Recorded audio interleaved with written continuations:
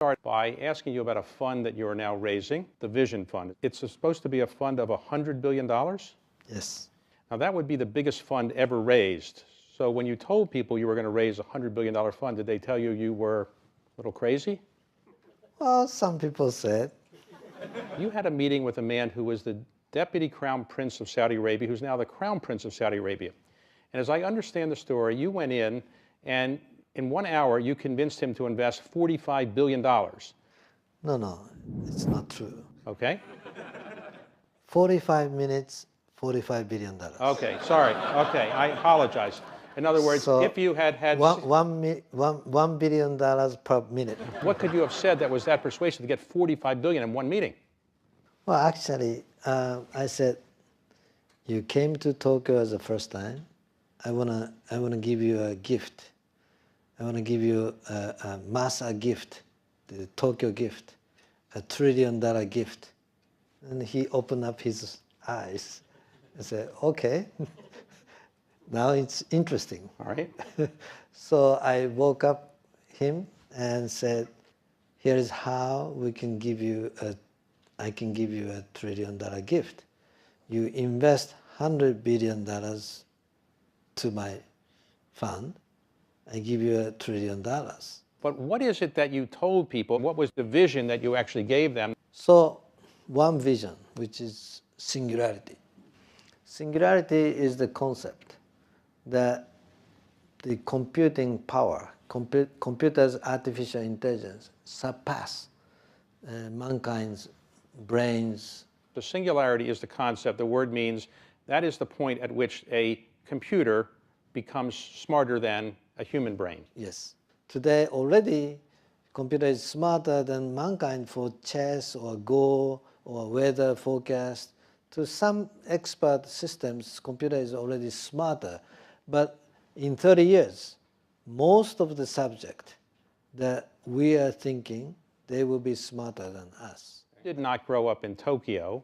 You grew up in a relatively small town, is that right? Yes. In Japan? Yeah, in the southern part. In the southern part of Japan. So at one point it is said that you were very interested in meeting the head of McDonald's in McDonald's Japan. Why were you interested in meeting the head of McDonald's? Did you like McDonald's food, or you just, what was it? No, he wrote a book, and that book became the bestseller. I was so impressed and said, oh my God, this is great. And the guy who wrote about it must be great. So how old were you when you wanted to meet him? 16. 16. So you managed to get a meeting with him. I called his assistant, and long distance call.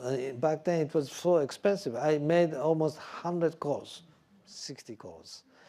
And say, you know, this is my name, I'm a student, and could you ask him to share me some time? And could you ask him? And she said, oh, I will try, but he's not going to meet with a student.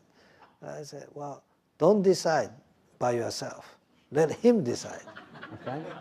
So I spoke with the assistant, different assistants so many times, and they don't give me the right answer. So I said, okay, this is a waste of my telephone bill. So I flew into Tokyo. And I said, I came because the phone call becoming more expensive than air ticket. So what happened? And I said, well, tell him exactly the way I said. You don't have to look at me. You don't have to talk to me. You can keep on working, whatever you're doing. I just want to see his face for 3 minutes. Okay. So I'm not bothering him. I'm so impressed and respect him. I want to see him. And if you tell him that I'm not going to bother him, time is money, he says, I'm not going to damage his life, she actually asked. And he said, okay, okay. Actually, he spent 15 minutes with me, talking face to face. And he gave you some advice, which was to learn? Yeah, I asked him, what business should I do? Computer. That's the one. If I were you, at your age, at this time of the, you know, don't look at the past industry, look at the future industry. That's the one, computer industry, that's the one you should focus. If I were you, that's the one. So I said, wow, great. Okay, so he gave you that advice. So you're number one in your class, and then you go to University of California at Berkeley. Yes. But when you were there, I understand you were not being a student so much, you were doing business on the side. Well, I was a good student. But I said, 5 minutes I would allow other than study. I have to make money. I want to earn $10,000 per month, and I will allow myself, 5 minutes a day. So I asked my friends, isn't it a good job that I can earn $10,000 in 5 minutes a day?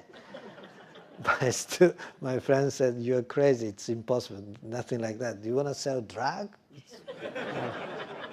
So I said, no, I don't want to do that. So I said, okay, what is the best, most efficient use of my time? It's invention. It's invention, and I have to file patent. If I get the patent, 5 minutes, if I focus, I can come some idea. I can make some idea. So I set alarm clock 5 o'clock, 5 minutes. And tick.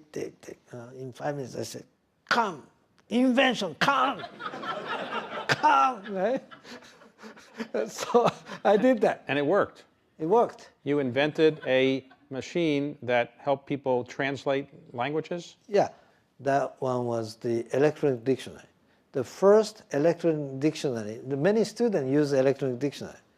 The first one ever made was by myself. First electric dictionary. Yes. And you sold it to Sharp? To Sharp. And you made a lot of money. Yeah, $1.7 million. So what did you do with 1.7 million then? Well, I used to start SoftBank. Okay, so did you move back? I did one more project. I made another 1.5 million. So I made 3.2 million in 18 months. So that is better than $10,000 per month. Right. I told that to my friend. Look, I got $3.2 million, and I kept working only 5 minutes a day, as I promised you. But then after you graduated and you made these successful inventions, you moved back to Japan. Is that right? Why did you move back to Japan? Not that it's not a great place to move back to, but you're in Silicon Valley area. Why not stay there? I created a company, and my employees asked me to stay, but I said, no. I promised to my mother when I decided to come study in the States. She was crying in the airport, and I said, no, don't cry, Mom. After I graduate from the school, I come back. I promise. She said, no, you don't come back. This is the forever, farewell. No, I promise you, don't worry, I promise you. So I kept my word. All right, so you moved back to Japan, and then you start a company called SoftBank. What was SoftBank's purpose? What kind of business were you in? So that was the beginning of the time of the personal computer got started. So, but there's hardware, not enough software. So I aggregate all kinds of software from the small software houses. And I wholesale to the PC stores. So it's like a bank, the software's bank. It's not the money bank, the software wholesaling, storing in my warehouse. So it's like a concept. So it was very successful. SoftBank stock is going up. And then you decide at some point to start investing. One of the investments you made is considered by many people to be the most successful investment in the history of mankind. You invested roughly $20 million in Alibaba, and at the time it went public, it was worth roughly $90 billion. So 20 million to 90 billion is a return of about 4,500%. Now, Jack Ma is a very distinguished individual now one of the most successful entrepreneurs in the world. What is it that made you feel this was worth putting in $20 million? Well, he had no business plan and zero revenue. Employees, maybe 35, 40 employees. But his eyes was very strong eyes, strong, shining eyes. I could tell from the way he talk, the way he look at. He has a charisma, he has a leadership. So his business model was wrong. It's the way he talk, the way he can bring young Chinese people following him. Before Yahoo was so famous, you made an early investment in it, which was spectacularly successful. How did you hear of Yahoo? Yeah, Yahoo US was still private, 15 employees, and I convinced Jerry Yang to take $100 million of our investment. So at the time we negotiated, we agreed they grew from 15 to 35 people, 35 people. And we invest $100 million to own 35%, and actually went IPO and made a great return. And at the same time, I convinced him to start joint venture, board of Yahoo Japan, where we put $1.2 million, they put $0.8 million, $2 million startup capital. We own 60%. Now, let's talk about one big mistake you made overall. Obviously, you're very successful in almost everything you've touched, but you were making a lot of internet investments around the turn of the century, around year 2000, 1999, 2001. The market went down in the tech crash, and it is said that you personally lost $70 billion of net worth, the greatest loss that any human being has ever suffered financially. So how did you feel losing $70 billion of net worth? 1 year before that, actually, my net worth, personal net worth, was increasing $10 billion per week. For 3 days, I became richer than Bill Gates. Wow. Did that upset him, or? No, before I told to anybody else, our stock started crashing. Okay. So in 6 months after that, our share price went down 99%. So we almost went bankrupt. And somehow I survived. You rebuilt your business. And among the things you did was you bought some very well-known companies. So you bought Vodafone's mobile telephone business in Japan. At that time, I said, now is the time to go next stage, which is the internet will become mobile internet. So I had to either get the license from the government for the spectrum or acquire Vodafone Japan. And first I applied for the license to the government, and the government said, no, there is no more spectrum. So I actually sued the government. And for 1 year, big fight. But then the Vodafone Japan became available. $20 billion. I had $2 billion, so $18 billion short. So where'd you get the money? So I convinced the bank, that the Vodafone Japan, I'm going to turn around and become successful and become great cash flow. Believe me and lend me money. And they did. They did. And it turned out to be very successful. And recently, you did the biggest investment you've ever made in a company called ARM, ARM, which is a semiconductor manufacturer based in London. Why did you spend $31 billion buying a semiconductor manufacturer when many people think that that's not the future? It's actually $34 billion. 34. Yeah.